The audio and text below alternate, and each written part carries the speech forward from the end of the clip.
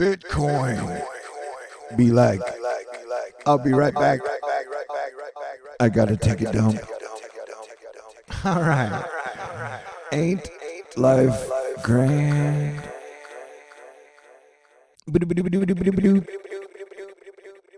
All right. I might be acting a little weird because when the sun acts weird, Earth weather acts weird, and people kind of lose their minds, you know? And Keith Strong is letting us know the breaking space weather news that yet another M-class flare was in progress a few hours ago. And this makes 10 M-class flares in just 5 days, and a lot of them were directed at Earth. So the energetic fluctuations are mildly incredible. Can you feel it? In America, we are waiting on a boring-ass hurricane season to possibly heat up. And we're watching. Meanwhile, in Europe, they don't have to watch as they have been getting hit by a hurricane. Well, okay, maybe it's not technically a traditional hurricane because hurricanes don't usually hit France and Spain and Italy. But they've been hit by 140-mile-per-hour winds. They've had at least 9 people killed by the storm. And it has brought raging hail, raging floods, raging winds, and mega massive problems in a place that doesn't usually get hit by hurricanes. But remember, there's always time to dance, except when there's not. You know what I'm saying?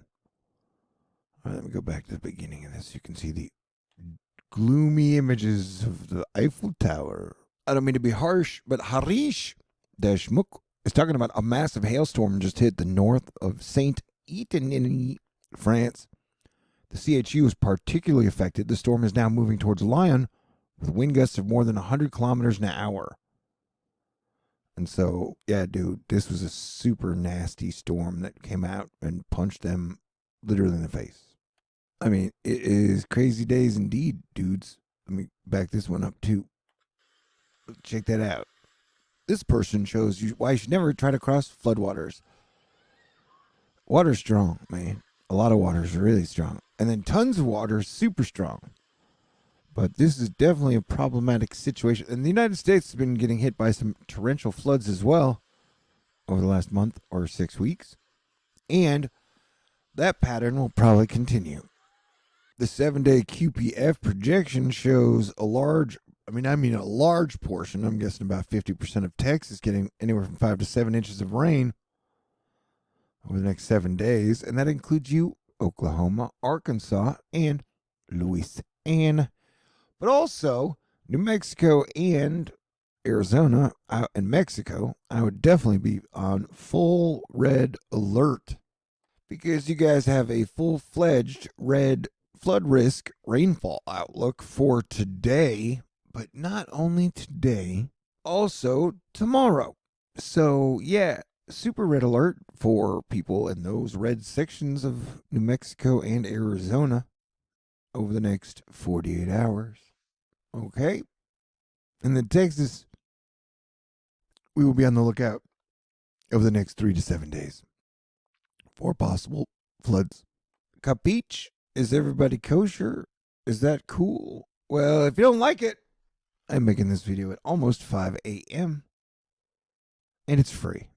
So, I don't know what to tell you, man. All right. Yeah, here we're watching projected 48-hour precipitation. And you can see there's a lot of green and quite a bit of dark green. And the dark green is the areas of possible heavy rain. You can see the dark green is definitely kind of loitering and lollygagging over the Four Corners area with specifications over New Mexico and Arizona. So, everybody watch out. Stay cool, man. And then 48 hours from now, for about 72 hours, Texas and all these areas will be watching for possible flooding. Hey, did I mention the sun has been snap, crackle, popping, getting jiggy with it? It's been extremely active. Solar activity's been very high. Here we go. You and I are taking a peek and a gander. Did I use gander right? I tried to use it in a sentence. At solar activity over the last 48 hours. But you can definitely see it is just like going super crazy nuts, man. It's just nonstop activity, coronal mass ejections, solar flares, filaments, tons of crap, man. And what a time to be alive. And I could definitely feel the energy. You know, people handle everything differently. Every single human being handles every day a little differently than everybody else. So please stay cool. Try to keep a sense of humor. I'd stay optimistic. I know, because that's just me. That's what I do. And I end up in a good mood like 85% of the time, which seems to be a good percentage nowadays, for me anyways. Anyway, how are you? What are you wearing? Oh my God, it's been so long since I asked that question. All right, 2 weekends in a row, I was like, I'm going to try to go live. And then it didn't happen.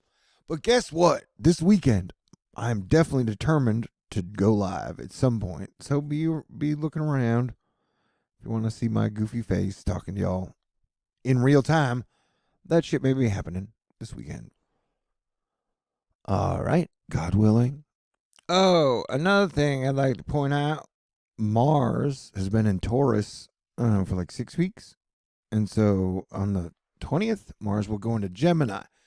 And check this shit out, because Mars is then going to retrograde back and then retrograde forward. So Mars will be in Gemini for like 130 days.